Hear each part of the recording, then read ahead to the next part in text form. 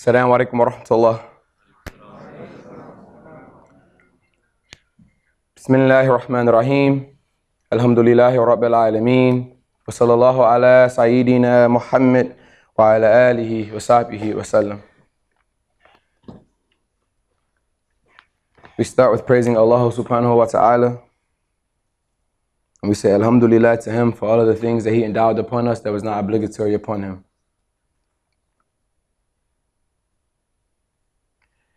And these things that He endowed upon us are things that we often complain about. Because it's easy to say Alhamdulillah when things are going well and things are going as planned. But sometimes we forget to say Alhamdulillah when things aren't going our way. And that's for those of us who are young and those of us who are old. So please remember Alhamdulillah. Everybody say Alhamdulillah. And we send a complete and perfect salat and salam upon Muhammad sallallahu alayhi wa sallam, his his companions, and his Muslim nation. And alhamdulillah, we are his Muslim nation. We are ummatu wahida. We are one nation. We are one nation. And so whenever you think about the beloved of Allah subhanahu wa ta'ala, Muhammad sallallahu alayhi wa sallam, please be concerned with what he was concerned with. And he was concerned for his nation. Love his family and love them a lot. Love your family and love them a lot. And in his companions, those men who supported him and who gave their lives to his message and to his cause, find examples in them for you to follow in yourselves. And the women of the Sahaba, please find examples in them for you to follow for yourselves. Because these were the best women that ever walked the face of this earth. And I know there are a lot of misconceptions these days about how women should be. Women should be this way and women should be that way. Women should be independent or women should be held down. If you get through all of that and you connect with these women of the Sahaba, you will really truly learn how women should be. I pray that Allah Ta'ala gives you all a connection. Ameen. Today, inshallah, we want to talk about confidence in Islam. Not any kind of confidence. We want to learn about proper confidence. So, what do we want to talk about today? Confidence in Islam, alhamdulillah. You want to come down? You come down, inshallah. Okay, confidence, right? But what kind of confidence? So he was listening, mashallah. So we'll try that again. We're looking for confidence, but what kind of confidence? Proper confidence. There is a man who was very influential many, many years ago, and his works are still influential today. For a number of years in his life, he didn't know what the truth was. But when he finally received the truth, he died spreading the truth. This man, his name was Malik al-Hajj al-Shabazz, rahimahullah. Many of you know him as Malcolm X. I remember seeing a speech of his as a young boy, and I remember him saying, and I could be killing his quote, I could be messing it up. But he said something to the effect that a person will never know where they're going if they don't know where they come from. And these days, it's my personal opinion. It's what I think. I'm not a scholar. So I don't want any of you to look at me and to see the way I'm dressed or to hear the way that I'm speaking and to think that I'm a scholar. I'm not a scholar. So I don't want to give anyone the impression of that. And I'm not the role model. I'm not someone for you to look up to. I'm your brother. I'm someone for you to pray alongside, and I'm someone who are in need of your du'as. and ask Allah to forgive me for my sins and my shortcomings, my parents, and to reconnect us with your family and your parents in Jannah. Ameen. But as I travel, because I'm from America, and the context there is much different than here. It's much different. When I got here, I didn't know your condition. I had no idea about the Muslim crisis that you were having here with your youth. I had no idea that the youth in Britain were struggling. The media, a lot of different things. All of us, we grew up thinking that England was posh. The whole thing. Everything's tea and biscuits.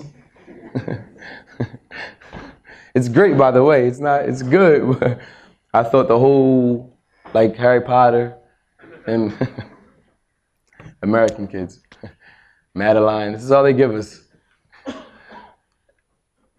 But I've had a reality check over the last 2 weeks. My brothers here are struggling. My sisters here, my little sisters here are struggling. They're struggling bad. And the problems holding down the youth, technically, the youth have pretty much the same problems everywhere. Because Ali ibn Abi Talib, he says something which means that the youth, in their youth, they have a certain type of madness or disease that can only be cured by old age. So, for all of you who have troubled youth, for all of you who have energetic youth, please, I need you to look at them with mercy and to understand that some of it is going nowhere until they get some more years in their life. Just want to put that out there. But how Shaitan is distracting us, what arrow he's using for me at home, and what arrows he are using for you here, and how he's using them, little bit different. Little bit different. Me and my friends, we have been talking, and I keep telling them I have never met an Asian gangster until I got here. Seriously, I am not joking. I am not joking. And then, because at home, most of the Asians, and today, no one get uncomfortable, but we're going to talk about race a little bit. I think it's important that the Muslims understand race in a proper way, because you know, race is one of the ways that they keep us separate. Race is one of the ways that they want to use to hold the ummah down. They don't want us to be one nation. They say, no, he's a black Muslim. He's a Desi Muslim. She's a Bengali Muslim. That's what they say. No. We all say, La ilaha illallah Muhammadur Rasulullah sallallahu alayhi wa sallam. So, excuse me if I lack some political correctness in my speech. Please excuse me for my rough edges. And if I offend anyone at any time, please, when we're done, please let me know to ensure that I don't offend anyone again. But at home, most of the Asians, they do like computers and they're doctors. They're the smart guys. And on TV, that's what they show us. So we think that that's how it is all around the world because of media. Likewise, here, as I come and I talk to people, the first thing they ask, they say, brother, when did you convert? I say, alhamdulillah, I was born a Muslim. And I talk to people who were willing enough to be open with me and to talk to me and to tell me the misconceptions that they have and things that they learned when they were raised and different things they've seen on TV of black Americans. And so I'm here to tell you that what the media has shown you of black Americans is not completely true. I'll be honest, there is a number of young men who sell drugs and shoot guns. And I pray that Allah Ta'ala helps them. There's a large millions of black men in prisons. And I pray that Allah Ta'ala rectifies them, and when they are implemented back into society, that they can help the society that they go back to. Ameen. But me and my friends, we all grew up in the Deen. We grew up Muslims. And the setting, it was an American ghetto, but we had the Deen nonetheless. And why am I mentioning these things, these different things about race and about perception of race? Why? Because sometimes we look at each other and the first thing we do is judge each other on what he's wearing or what he looks like or where he's from or where his parents are from. What country are you from? We can't get married. You're not from my country. Some people, you can't even get married if you're not from my village. And today with the youth, all of these things collectively are making them insecure about practicing Islam in the West. I've spoken to the coordinator and he was telling me that, brother, I know it was really quick, but if you could please just speak about, sticking to our roots. And it's funny because as a Black American, I hear roots, I think about the movie Roots. I don't know if you've ever seen it or even heard about it, but it's pretty much a classic at home. It's a classic. And I think to myself, I said, wait, if everybody has a story. Everyone has a story. And as I'm traveling, I've been telling some of my friends and some of the hosts I've been traveling with, I say, wow, man, I'm starting to understand that no one really understands the Black American and what we've been through. No one understands that. But one thing I've realized is that, yeah, the Black Americans don't understand any of you either. So don't feel bad that you don't understand. Let's take some time with each other and explain who we are to each other so we can get to know one another, so we can be more confident about this nation that we're a part of. Because today, many of these young men and many of these young women, they don't know their roots. They were born in countries like this, like Britain, countries like America. And a lot of our parents, they had to work. They had to work. Not a lot of time to educate us. Not a lot of time to spend with us and to do all the things you see on TV that the mom does and the dad does and, all of the fake stuff that the media pushes you of what a typical Western family should be. Our parents, they didn't have the privilege of having a typical Western family. My father was killed and my mother worked 3 jobs. Literally. That's not even a joke. No exaggeration. For like 10 years straight. And the only reason why she quit the 3rd job, when we were 15, I was 15, and my younger brother was 11, and my uncle who she raised, he was 20, was because she feared that she wasn't home enough to guide us. So the first thing I want to say about that is young people, do not blame your parents for working. Don't you dare blame your father for not spending enough time with you because he's working to provide for you. Don't you dare think that no one cares about you because they are doing what they have to do so you can live well in this country. Have respect and have reverence for these people who sacrifice for you to have these nice, cushy lives that you have. Because your parents, they didn't always have it like you. Your parents had to struggle. They had to scratch and survive to get where they are today. And you never had to ask them to take care of you. You never had to ask them for food. You never had to ask your mom to remember to cook you dinner. You never had to ask. And she even gave you something sweet afterwards, knowing that you would like it. Respect her.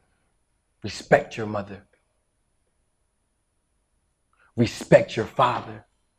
And love your mother and love your father unconditionally. Because this idea of who we are and where we come from, it's going to automatically start with your lineage and who you come from directly, your mother and your father. And every human being has a mother and a father. And parents, I want to share with you that many of these children, they have names. Or I should say that many of these children, they're in public school and they're being made fun of about the color of their skin. They come home and they tell you, I know I'm not speaking something that's foreign. Many of the boys and many of the girls, they're being made fun of from being from India. They're being made fun of. Some of us still being made fun of for being black. Some of us being made fun of because we're from Pakistan, Iraq, and Iran, and Somalia, and Ethiopia. But you want to know something? What hurts these children so much is that they don't even feel connected to these places. They don't even feel connected to these places. So sometimes they're thinking to themselves, why do I have to always be the butt of the jokes about where I'm from? And I never even been there. I never even been there. I never seen it. If I did, I went, I visited, seen some of the touristic places, went to my father's village, and then we went home. I really don't feel connected to this place. But the only thing that they have to signify me, to signify us all, is the Deen. So the first thing that we drop is what we think is optional.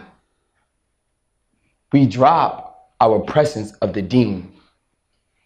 The clothes, just like the boys in the West. The girls as well. When your parents came here, they weren't dressed the way you're dressed now. But it's a lot of pressure to be a woman in the West these days. And brothers, I'm begging you, please protect these women. Don't judge them. Be tolerable with them. And protect them with your lives. They deserve that from us. Because surely women, they cannot be confident if the men that are sent to protect them are not confident. So if we don't waver, we give them the option and the security not to waver as well. But if I don't feel connected to home, if I don't feel connected to my people, and all I keep hearing is bad rhetoric about home and about my people, then why would I not want to disconnect? Why would I not want to disconnect? Why would I not want to be more like the kids in the West? Why would I not want to be more like the men and the women in the West if I really don't have a connection to my roots?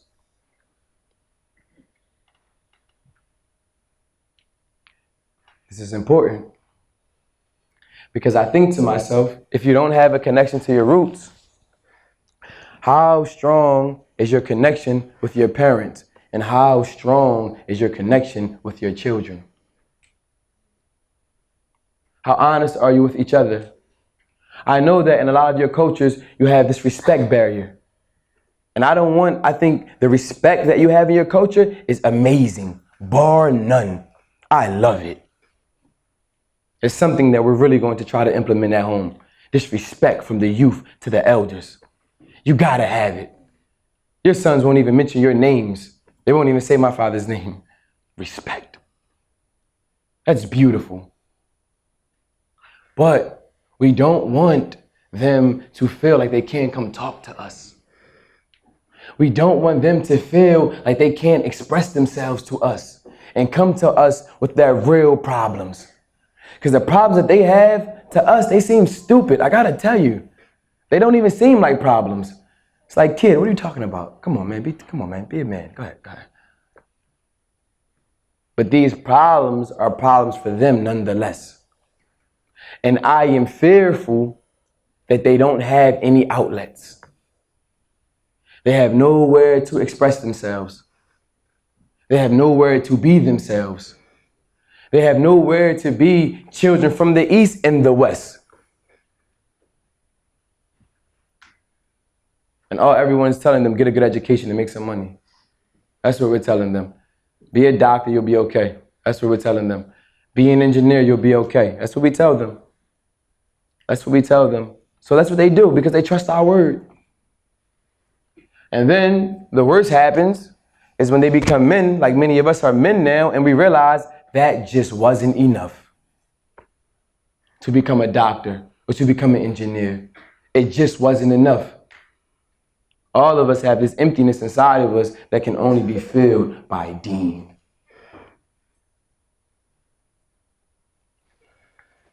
So, wait a minute. I think I'm losing you all with my boring speech. What are we talking about today? What kind of confidence? Proper confidence. Why am I mentioning all of these things about us? Because many of us, we've created bubbles for ourselves. And we live in a bubble. Everything we do is inside this bubble. We learn the Deen and the context of it inside this bubble. We even go practice medicine, we go study medicine, learn it, to come back and practice medicine in a bubble. How many of us are raising our children to help the whole ummah? How many of us are raising our children to sacrifice for the whole ummah? Assalamu alaikum. Hey, assalamu alaikum. She looks really nice, mashallah. Man, I love seeing like the little girls and the little boys and they get all dressed up, you know. It looks really, it reminds me like when I was a child and my mother, she would put like Vaseline on my face, right? Man, if you had a reflector, you could see me from a block away, man. I'm shining, I'm walking. Picking my hair, and we have like nappy hair. My hair grows a little bit. You can hear it when she combs it, ping, ping, ping, ping, ping. And she would do this occasionally. And you know where she would take us when she would shine our faces up and make us put grease on our shoes to make them shine again? In the front, you know where it gets, you walk hard, so the front gets gray first on your black shoes. You put grease, it makes it shine. She would take us to the masjid. She would take us to the masjid. And so even as a young boy, even growing up in a dangerous place, we grew up in a dangerous place. We literally played on playgrounds where they shot guns right over top of our heads. Literally. I know friends that when they sold drugs, they would use my friends as mules. They would put things in their pockets, send them to pray, and send them to play. And then when a customer would come along, they call my friend along and then take the drugs out of their pocket. We grew up in a place like that. And my mom, she used to shine our faces and shine our shoes and take us to the masjid. On the random Friday that she had off, that only happened once or twice or 3 times in a year. She taught us that the masjid was special. She taught us that this thing, Rasulullah sallallahu alaihi wasallam, that it was special and it deserved respect. It deserved a shiny face. It deserved shined shoes and nice clothes. It deserved that. And still today, whenever we're going to speak of the Prophet ﷺ, whenever there's going to be a mention of Allah subhanahu wa ta'ala, if I know I'm going to do this, I'm going to shine my face and put on my best clothes. Because my mother taught me respect for the religion. And my mother's no scholar. My mother's not a big book reader either. She's not. But she loves Allah and she loves Rasulullah sallallahu alaihi wasallam. But a part of that is that we grew up in struggle and we lived in struggle a lot. A lot of struggle. And believe it or not, it's much easier to adhere to the commandments of Allah subhanahu wa ta'ala when you're in struggle. Why? Because they crippled us financially, they crippled us academically, they crippled us socially. The only thing we had was Islam. That's it. So it was actually pretty easy for us to hold on and to cling on. But what I fear for many of you, doctors and lawyers and engineers, educated men and women who make good salaries and live in nice places, I fear that your children, they don't witness the kind of struggle that's necessary for them to really cling to the Deen. I'm telling you, I can't explain it enough. I think our children are too spoiled. Really. They have so much. It's so easy for them to complain. They have so much. And many of us, when we were growing up, we didn't have these things. We had to practice abstaining from the world. Zuhd to dunya, we had to do that. We didn't have a choice to do it. We had to do it. There was no other thing. And then the Deen, it worked for us. The Deen became sustenance for us. It became provision for us. And that grew our confidence in the Deen. Proper confidence. But I'm mentioning all of us being different and coming from different places for specific reasons. Because in this nation that we're in, all of us have a special quality to offer to the Ummah. Like those brothers from Bangladesh, I went to the Raj Mahal, or the Raj of Nights museum, and that museum over there. And it was really nice. I had no idea that curry, I thought curry was a British spice. I gotta tell you, we're from America, man. They say British cuisine, curry. That's what. No idea that your people brung that here. I mean, they took it like they take everything else. I had no idea. From that spice comes some of the greatest dishes the world has ever tasted. The Prophet ﷺ, he said, one of the quickest ways, to get someone to the Deen, right, is to invite them in your homes, and all of you are great hosts, and to feed them. Feed them with these beautiful spices from your country. We have something to offer to each other. You have black Muslims, black American Muslims, and you have this thing of Islamophobia these days, right? Don't worry about it. We fight it for you. Don't worry about it. We've already dealt with racism. Don't worry about it. We'll fight them for you. It's no problem. We fought the white man before. We fight him again. No problem. And we're your brothers in Islam. And we can protect you that way if you band together with us. Because if you don't come together with us, how can I protect the man that's not behind me? How can I take a bullet for you? Or how can I take a sword to my shoulder for you if you are not behind me? Likewise, many of my friends, this is my first time being out of America. I've been to Canada, but I've never been overseas. This is my first time coming across the ocean. And I have to tell you, you all have so much to offer to black Americans, man. Sheesh, so much. We can protect you on the home front with these political issues that we're having now. Some of these racial issues that we're having now. Because they're not, trust me, everyone loves our Islam. Be confident in that. Your Islam has made the world better. Your Islam has made America better. Your Islam has made Britain better. Your Islam has made everything better. It's not our Islam. Trust me. It's the fact that we migrate to these places, that we make money, that we do well for ourselves, and we take over whole communities. We put one shop there. My brother comes, he puts a shop there.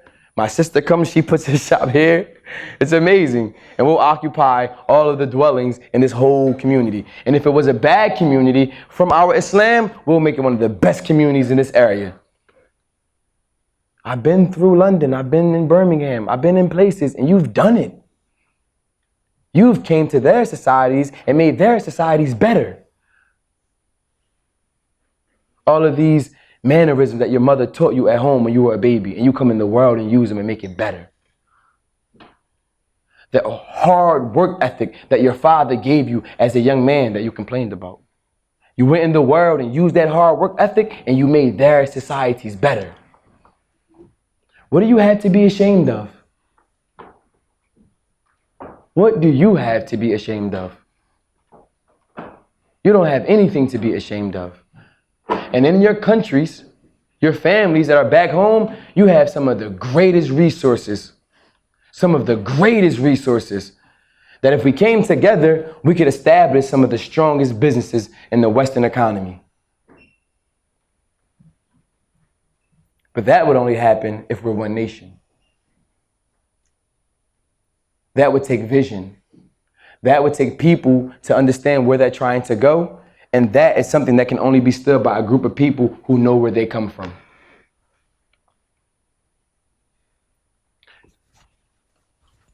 So I start off individually on the globe where you're from, physically where you're from. Don't disconnect from your people. You will never be able to integrate with another group of people if you truly don't understand who you are and your people. And for the adults, please make sure your children understand who you are and the country that you come from. Not just the tourism facts. Make sure they're connected. Make sure they're connected to the love of their home countries. Make sure they know who are the real superstars, the real sheikhs, the real men and women who took care of whole villages for decades at a time. Make sure they know these people. Tell them those stories. Maybe read to them some of the childhood stories that were read to you when you were a child. Help them connect.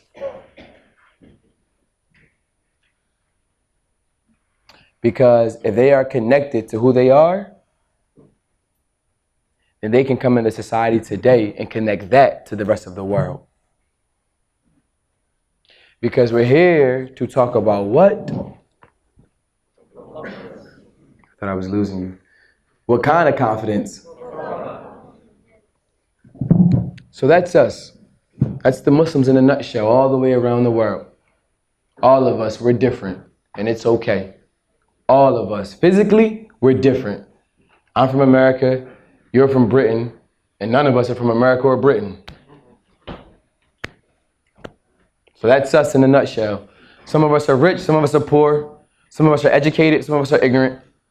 Some of us have beautiful, shining gray beards, and some of us still have black. All of us. Some of us are darker in color, and some of us are very, very light. It's fine. Who cares?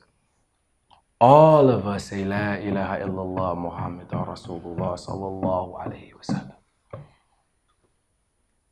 So physically, when one would speak about his roots,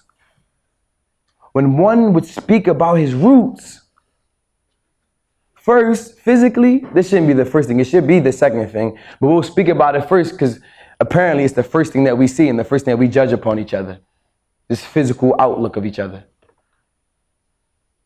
But truly, you will never be able to open your heart and open your mind to understand someone else from somewhere else around the world if you don't truly understand yourself and your people.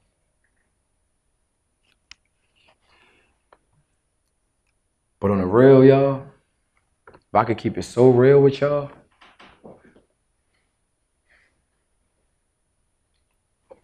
can I keep it real with y'all? Like, can I keep it like real with y'all?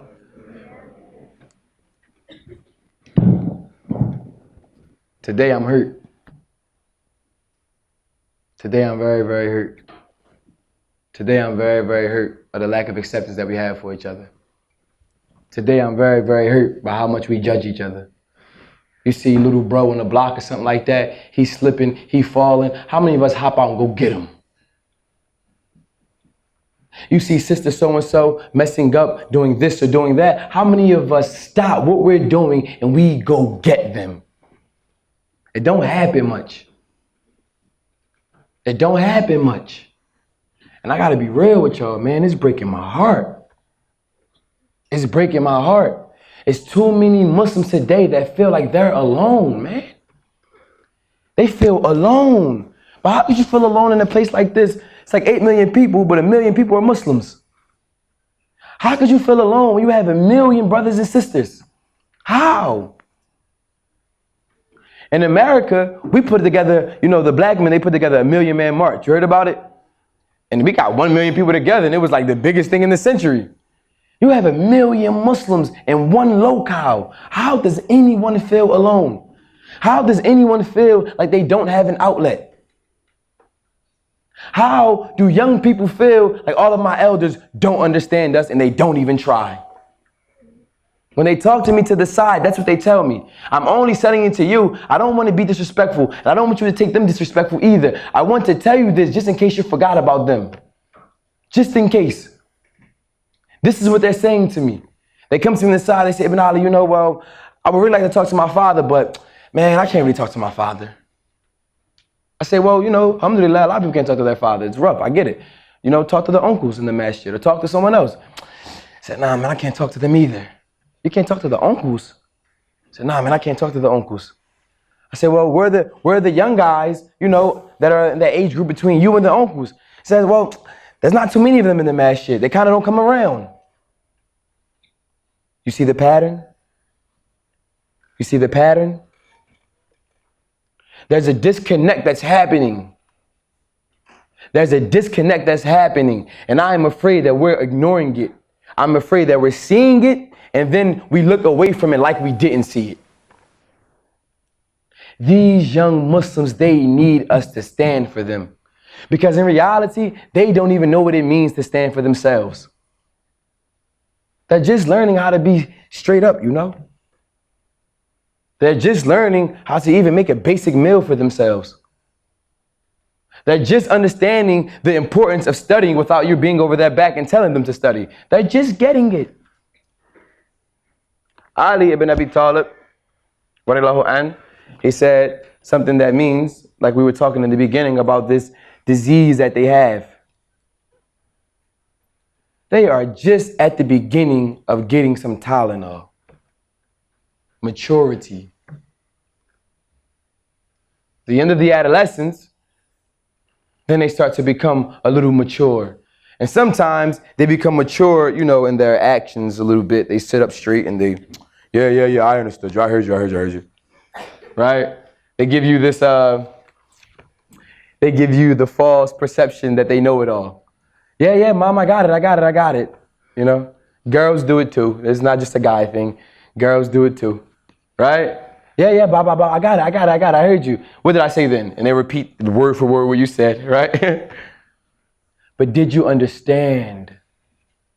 Did you understand? Because in reality, when they do that, yeah, I got it, it's a defense mechanism.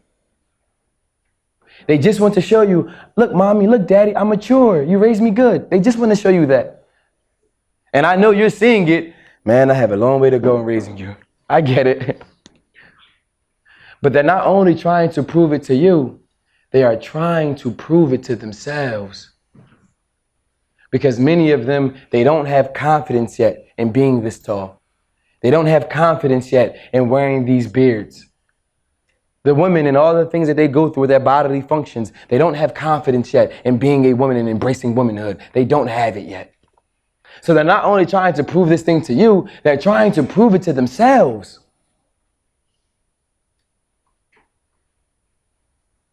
So we should help them. We should give them the extra explanation that they need. We should hear the explanation, even if we don't agree. And a lot of times we're not going to agree. And if your parents don't agree with you, it doesn't mean they don't love you. They love you. Trust me. They love you. All your parents, they love you. Even if they tell you to shut up, they love you. Trust me. Yeah, my mom's, she's a tough one. You can't come to my mom talking nonsense. Not before, not now. I doubt later either. You can't. I go around the world talking to people now, and I can't even, man, my mom, man, she'll tell me to shut up quick, you know? And so I've learned, because our elders, really, they don't need our advice. They don't need to hear what you have to say. Really, they don't need it. The only reason you're expressing yourselves to the elders is so they can explain to you what you have just expressed to them, so you can know what you're expressing. They've had people to do this for them.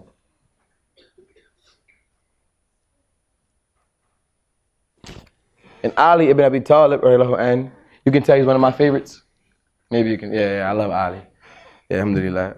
My father got his name from Ali ibn Abi Talib, and then, I got my name, so I got special love, alhamdulillah. I love all the Sahaba, Did you know how some of them you feel really they make you feel like that? You read the story, especially war. Ali ibn Abi Talib, he had a sword that went like this at the front. I was like, man, that's bad. That's bad, right? And I know how many of you love Umar, There he is. They like the strength, right? Yeah. How many of you love Uthman ibn Affan? Where you at? Subhanallah. You're more of the lover man, emotional type. Got a lot of love to give, cry when you read Quran, How many of you love Abu Bakr as-Siddiq? Straight up. The truthful one. The one who would tell the truth, even if it was bitter, he would tell the truth. He was trustworthy. Give him any amana in the world, 500,000 million billion dollars, and he wouldn't touch a dime of your money. Yeah, a man like that. And all of you, I know you're like that too. I know you are. How many of you heard of Hudayfa? Man, subhanallah. Abdullah ibn Abbas. How many of you kids know about Abdullah ibn Abbas? Raise your hand. There it is. I love you. Right, Abdullah ibn Mas'ud. How many of you know about him? MashaAllah. Okay. Any of the women? No? MashaAllah. Hey, they're studying. They've been reading some seerah. They have more hands up than us, but they only got a third of the crop. But the women, alhamdulillah, they're the precious gems of this world for us, So alhamdulillah, they would have some stronger and deeper connections sometimes, And we should appreciate them, especially for their spirituality and their connection, But Ali ibn Abi Talib, about this idea of having confidence, is that Ali ibn Abi Talib, he mentioned something. He said that people, and I'm paraphrasing because my Arabic is horrible. How many of you have great Arabic? Or that's a bad question. How many of you have bad Arabic? Dude, I'm like, man, I'm struggling, man. I'm pronouncing everything wrong.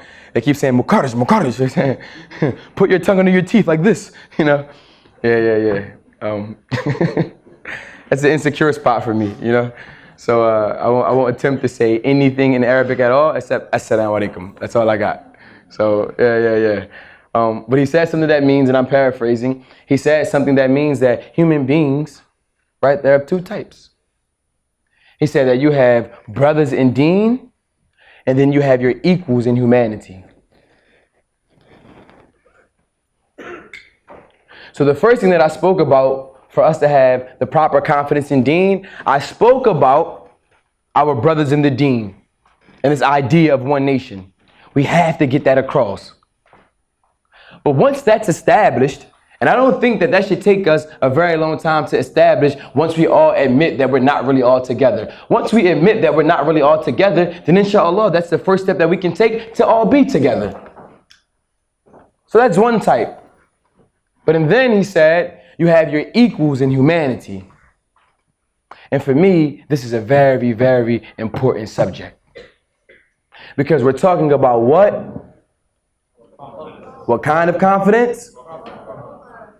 And I fear that we don't look at the rest of humanity as our equals.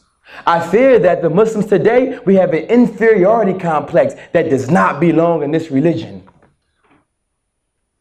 We are the best nation set forth for mankind. We don't have anything to be inferior about. We have absolutely nothing at all. Not in our deen, not in our practice, not in the way we dress to be inferior about.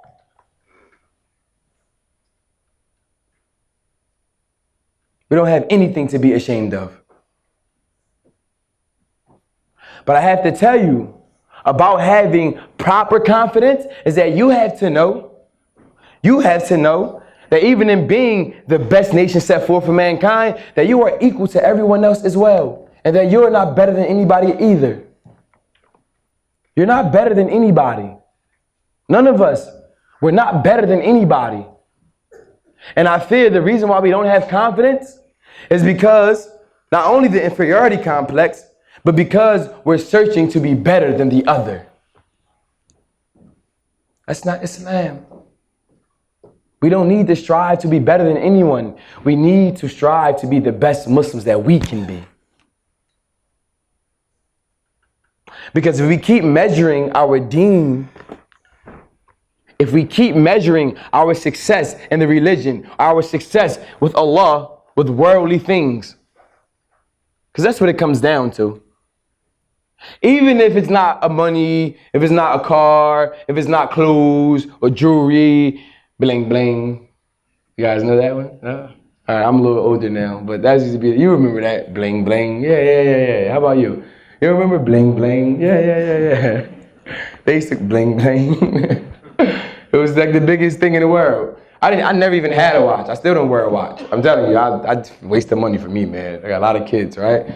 But even, I was 11 years old and I was like, bling bling. In front of the mirror, you know, bling bling with my imaginary diamonds. But in order for me to wear those diamonds, I wonder how those children in Sierra Leone feel.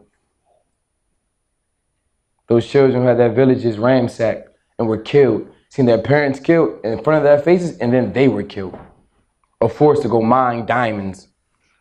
I wonder how they feel. And I know the guy saying bling bling, he's not even thinking about that. He's just worrying about being better than other people. He's just worrying about a status symbol to say, look, I got bling bling and you don't. So, okay, I get it. Everyone doesn't want a bling bling watch. I get that. How many of you want the best car on the block though? How many of you want the best house?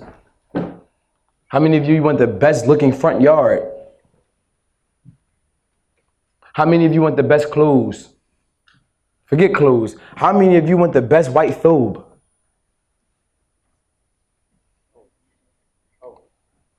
Yeah, me too. I ain't gonna lie, bro. Yeah. You know, the Sahaba, they would compete in good works, you know. So, you know, mashallah, we'll be competing for the nicest white thobe title, okay? Inshallah.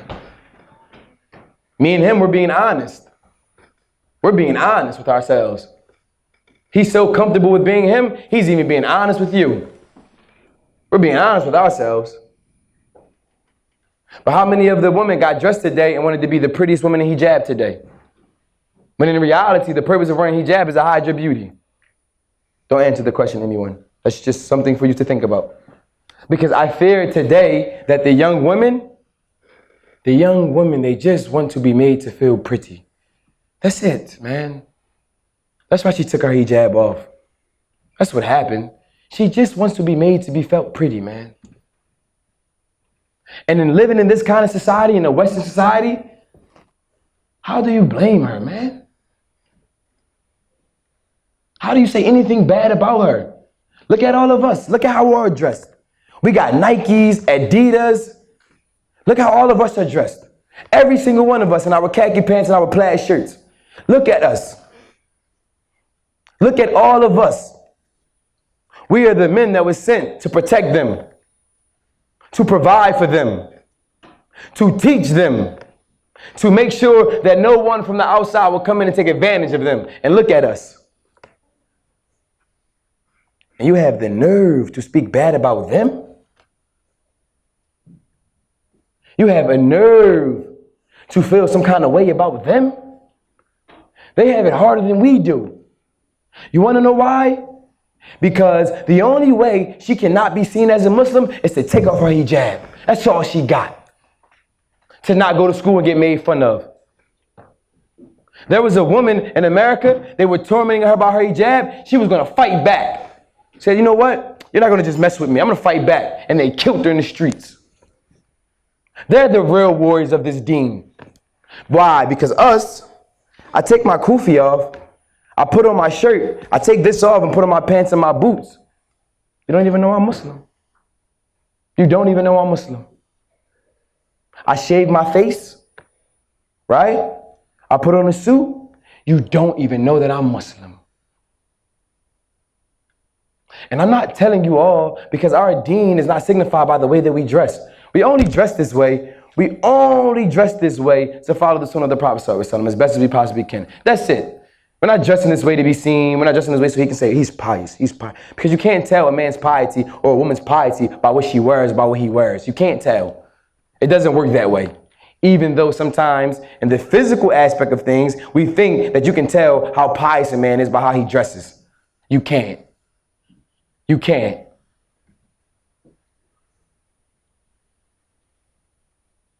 The video they showed you before they came in, I didn't have this on. I did not have it on. I had on work clothes from a construction site. Nobody knew I was Muslim. Nobody knew that I was Muslim. I had so many pro-black people. Like, yeah, brother, you hold it down for the black man. Alhamdulillah. Well, they didn't say alhamdulillah. If it's a good thing, you just say alhamdulillah. I don't know, it comes out. They didn't say this, but they say like, yeah, bro, you hold it down for the black man. Yeah, all these things about black men, black people, black people, black people. And I'm black. I love black people. I'm black. I'm not ashamed. I love black people. I love who we are. I love everything we've been through. I love the struggle. And I feel like it's important for me to make sure that that struggle is understood around the world. It's my job. But you want to know what's something that was disheartening? Is that once I made it known, because I couldn't have 15 minutes of fame and the world not know that I'm a Muslim. I cannot do that. Allah Ta'ala gives me something. He says in Quran, proclaim what your Lord has given you. Proclaim what your Lord has given you. So he gives me a chance to proclaim in front of humanity. So I proclaim. Allah Ta'ala did this. Allah Ta'ala did that. Alhamdulillah for what Allah has given us. And don't you know a lot of black people, they disconnected from me because of that? Black people, could you imagine that? Yeah, all black people aren't together either. It happens to everyone. Because there are no group of people who are together simply because what they look like and where they're from. What brings people together is what they believe and what we do. And what we do is follow the sunnah of Muhammad sallallahu alayhi wasallam. That's the thread that ties us all together. And that's the disconnect that we have, why many of us today are insecure in our religion.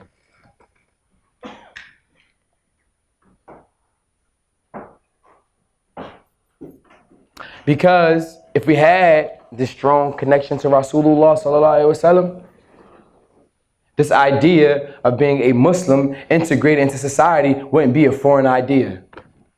In fact, the Muslim, he would know, wait. Excuse my bad manners. The Muslim, he would know, wait, I'm a Muslim. It's my job to make other societies better. Do you know how Islam got to your countries? Unless you're from Mecca, Islam didn't originate in your home place. And everyone's a convert all the way around the world. I know you have been Muslims for hundreds of years now, but there was someone initially, a first person, who converted to the Deen. There was an initial person in all of your homelands, even though you've been Muslims for centuries now.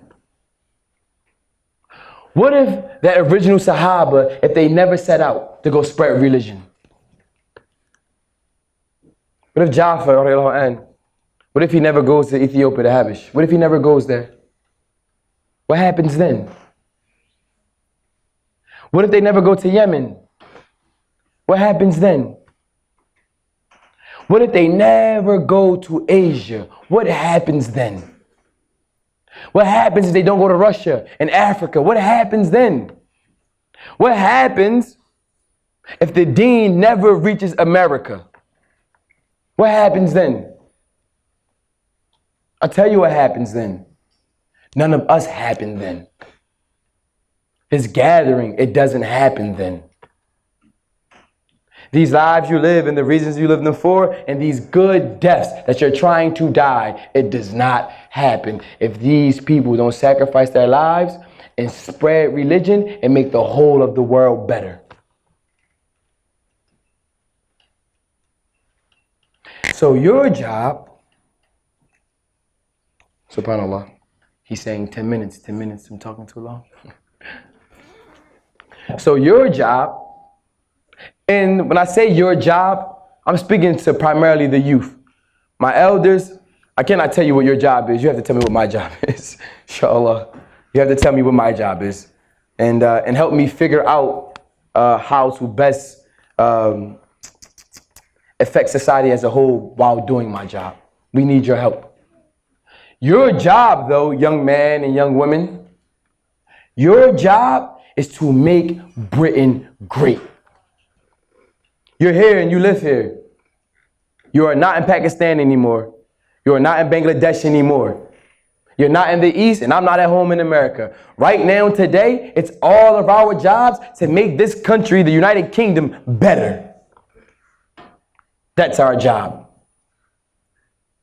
And if you are to travel somewhere else, if you are to find home somewhere else, then it becomes your job to make that place better. But a person can only do this if he has a strong tie and a strong connection to his roots. Truly, your roots are not really where you're from. That's not your roots. My roots is not really being a black man. What does that mean? I've been here and I've seen like black men, all of us, just real quick, all of us, you come to a place, you see people that look like you gravitate toward them. Am I the only one that does that? Or I need you to answer that. Am I the only one that does that? Okay, good, inshallah. Right? So I come in, I spot the two black guys immediately. Like just, I'm from America, man, sometimes we're all we got, right?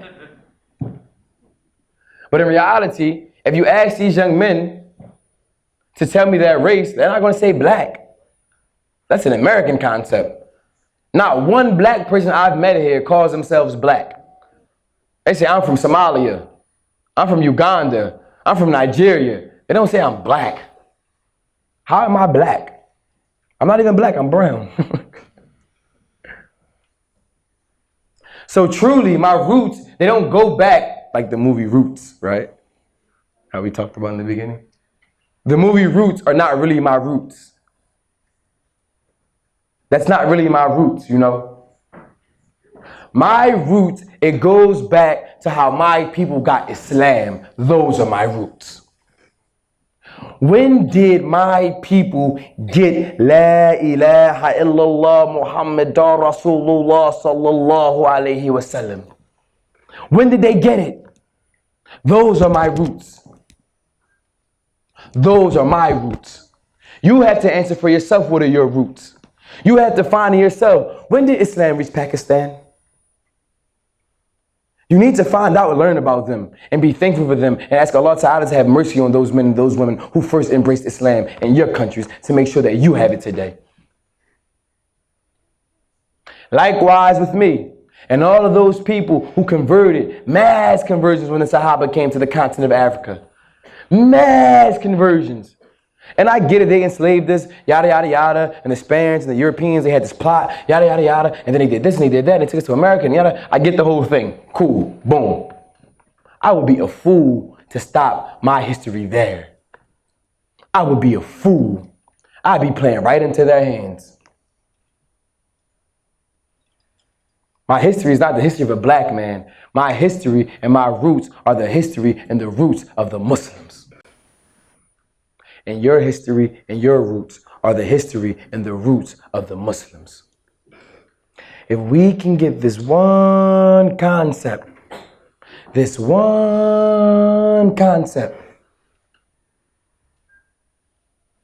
because time and places change, geography changes, rulership, prime ministers and presidents, they change.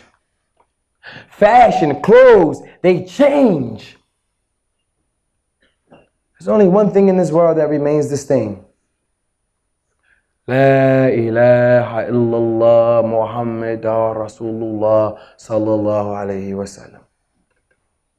So if you're going to have, what are we talking about today? Oh, snap, you're with me. MashaAllah. Okay. What kind of confidence? Proper confidence. The only way for us to really have proper confidence in the Deen is for our roots to go back to La ilaha illallah Muhammadur Rasulullah sallallahu alayhi wasallam. So the only way for us to have proper confidence in the Deen is for our roots to go back to what? Nope, won't accept that. And sisters, alhamdulillah, I know you've been modest, mashallah. Thank you so much for your modesty. And may Allah Ta'ala bless you for your modesty. But I need you to join in with this, inshallah. You got me? Our roots go back to what?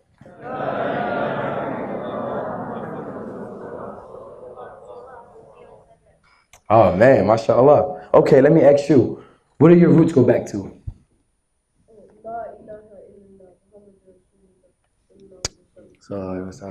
What about you, young man?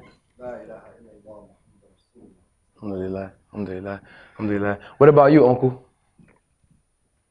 No. You're great now. It's over now, man. MashaAllah.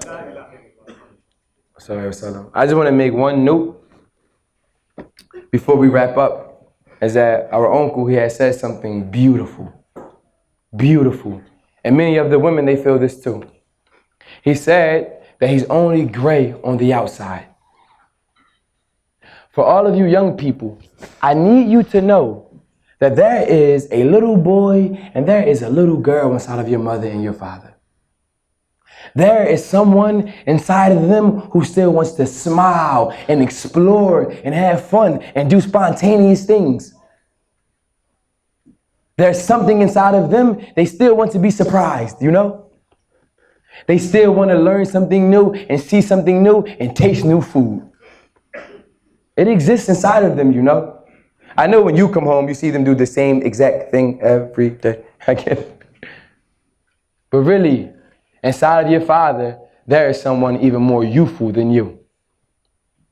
Because now your father, he has the heart of a young man, and your mother, she has the heart of a young woman, but they have a mentality that reflects their age, something that you don't have yet.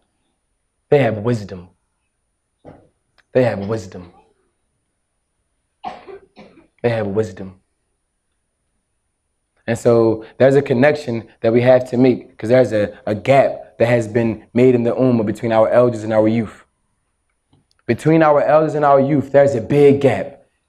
You guys know about this big gap between the elders and the youth, right? Right? Because sometimes a young man, he may not respect his father when his father is gray. When he's looking a little bit weak, you know? Yeah, we get weak too, you know? We get weak. The back's not as strong as it used to be. And these days I need a nap, right? Or 10 cups of coffee through the day to stay awake through the day, right? Before, I could stay up 3 days at a time. That's how my grandfather says it. He says, what are you complaining about? I didn't go to sleep for a week when I was your age. Is that even scientifically possible? Like,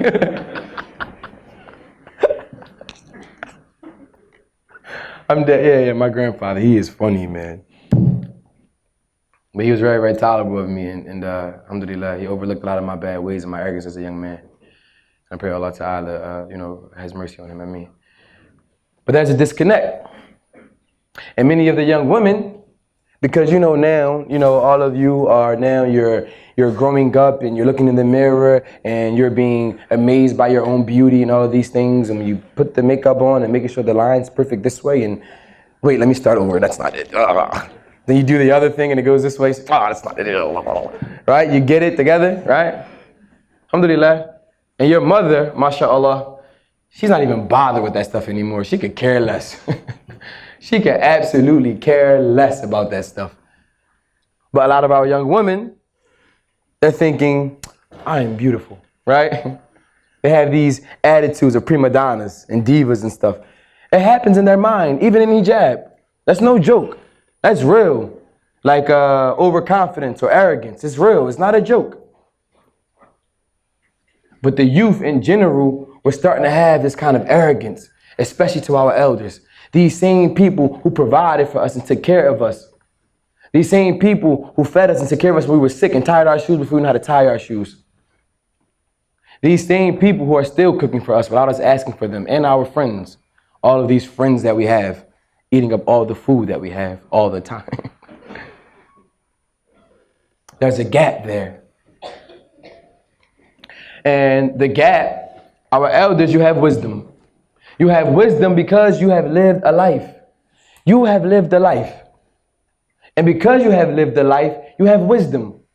Even me, a guy like me, I'm responsible. Alhamdulillah, I thank Allah for that. Wasn't always responsible. And I have a little bit maturity now that I'm out of my adolescence. I definitely have not been mature for a long time. But I definitely don't have any wisdom. I got no wisdom yet. I got some years to go to get that. The same reason that you have wisdom is the same reason that our elders don't have as much energy and they need 10 cups of coffee to get through the day now. Because they lived their life and they're tired. They've been waking up praying Fajr for 40 and 50 years now. You think you're doing something, got up, prayed Tahajjud, 2 rak'ahs, prayed Fajr, went to work. Man, Dad, I'm tired. I prayed Fajr, then I stayed up and I've been working all day. Your dad's been doing this for 50 years, bro. Your mom's been waking up at Fajr, cooking breakfast for your dad, giving him coffee before he leaves. She's been doing this for 50 years. And you're tired? How are you tired? Not tired. Here's the thing. Young people know we don't have any wisdom. And for the very same reason, we have a ball of energy. That's what you see today in me. I just have a lot of energy. I just really love being a Muslim. I've been to the bottom, yo. I really been to the bottom, yo. Not for fake, man. Y'all know the roadmen, right? Y'all know the roadmen. Sisters, you know the roadmen? Y'all about the roadmen? So brothers, they know. Y'all know about the roadmen? Yeah. I've been to the worst places in Britain. Went to Brixton and I went to Bristol. I'm telling y'all, it ain't nothing like an American ghetto. I'm for real about that. Not even for fake. We've been to the bottom for real. Whole blocks at a time. 10 blocks, 15 blocks, 20 blocks of poverty, guns and drugs. with our own political system inside that society, our own police system inside that society. Nobody coming to help us, nobody coming to feed us, nobody coming with their charity aids to come give us rice. Been to the bottom for real. I'm telling y'all, these people that y'all looking up to, they ain't role models. These women that y'all look up to, they not role models. They're not role models. Stop looking at them and taking them as role models. Your mother and your father's a role model. I'm telling y'all, please, whatever ideas you have in your mind about the street life, whatever ideas you have in your mind about the glamour life, lose it now before you get lost in it. And then at that time, if you do get lost, the only thing that will save you is the Deen. So be saved before you need to be saved. And elders and youth, connect. Because if we bridge this gap, if we take your wisdom and our energy, class, it's over. They won't be able to separate the Muslims anymore. If we use your wisdom and our energy. That's going to take for our elders to be merciful, forbearing, and patient with the youth. To give us the wisdom, because we're not wise, so it's going to be hard sometimes for us to receive. And that's going to take for young men and young women to truly love and respect their elders and drop your arrogance. Whatever arrogance you may have. And I pray that Allah Ta'ala reconnects us all, firstly at the heart of the Prophet ﷺ, and let us all enter into Jannah behind him. Ameen. Assalamu alaikum wa rahmatullah. Please, to yourselves, make dua for my mother and my father.